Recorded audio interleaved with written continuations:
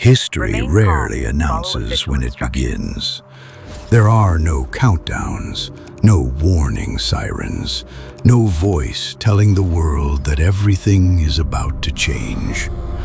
For most people, the first day of the apocalypse started like any other morning. Coffee machines hummed in quiet kitchens. Commuters checked the time while sitting in traffic. And millions of phones lit up with ordinary notifications. The world felt stable, predictable, and permanent.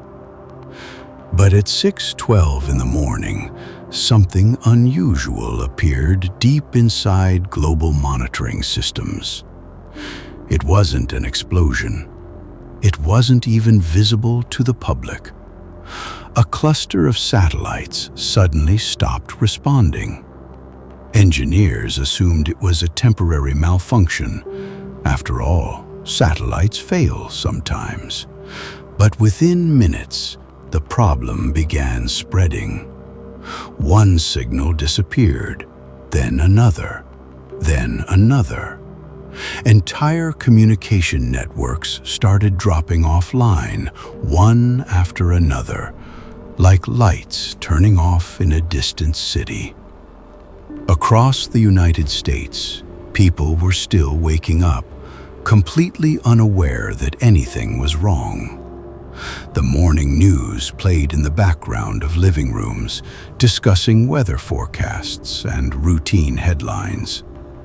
But by 7 a.m., something strange began happening. Phones struggled to connect to the internet.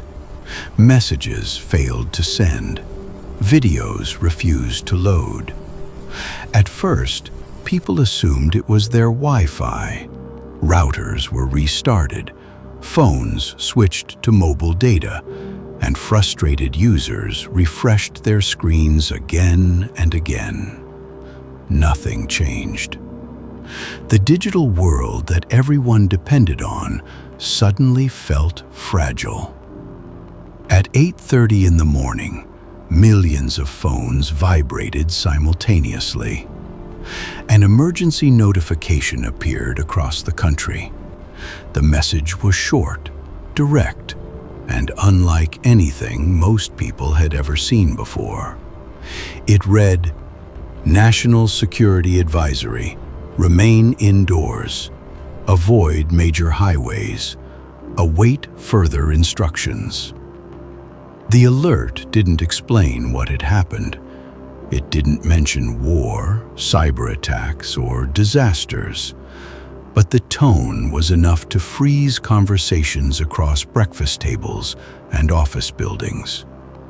For a moment, people simply stared at their screens, trying to understand whether this was real.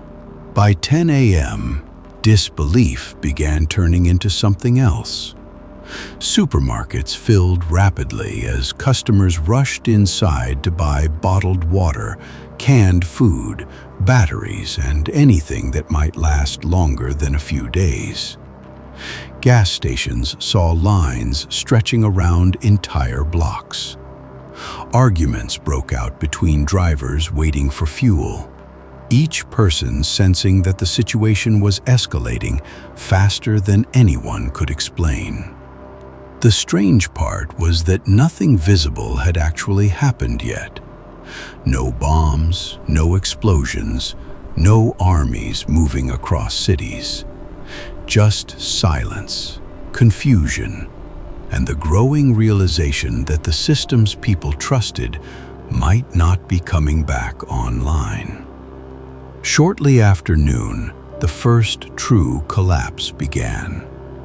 At 1:03 p.m., large sections of the internet failed completely.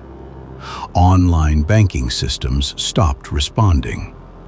Credit card machines froze mid-transaction. Airports across the country halted departures because flight coordination systems were no longer functioning. Office buildings emptied as employees realized their entire work infrastructure had simply disappeared. For decades, Modern civilization had quietly moved into the digital world. Now, that world was gone. As the afternoon continued, rumors spread faster than facts ever could. Some reports claimed a massive cyber attack had targeted global infrastructure. Others insisted satellites had been destroyed in orbit. A few even suggested that multiple governments were already at war, fighting battles that ordinary citizens could not see. Videos appeared showing streaks of light in the sky, intercepted missiles, and mysterious aircraft. Many of these clips were fake, but without reliable communication networks, nobody could verify anything anymore. By the time evening approached, the next phase of the collapse began. Power grids across several regions started experiencing severe instability. Entire neighborhoods lost electricity without warning. Streetlights flickered and went dark. Apartment buildings that once glowed with hundreds of windows became silent towers of shadow. The sudden loss of power transformed cities instantly. Elevators stopped between floors. Traffic lights failed, creating chaos at major intersections. For the first time in generations, millions of people experienced what a modern city looks like without electricity. As night settled over the country, fear changed shape. It was no longer the fear of an attack that might come. It was the fear of not knowing what had already happened. Families gathered around battery-powered radios, hoping for information. Neighbors who had barely spoken in years now stood outside sharing generators, flashlights, and quiet conversations. Some communities pulled together quickly. Others closed their doors and prepared for the worst. By 10 p.m., the United States looked very different from the country that had woken up that morning. The internet was gone. Power outages continued spreading across multiple regions.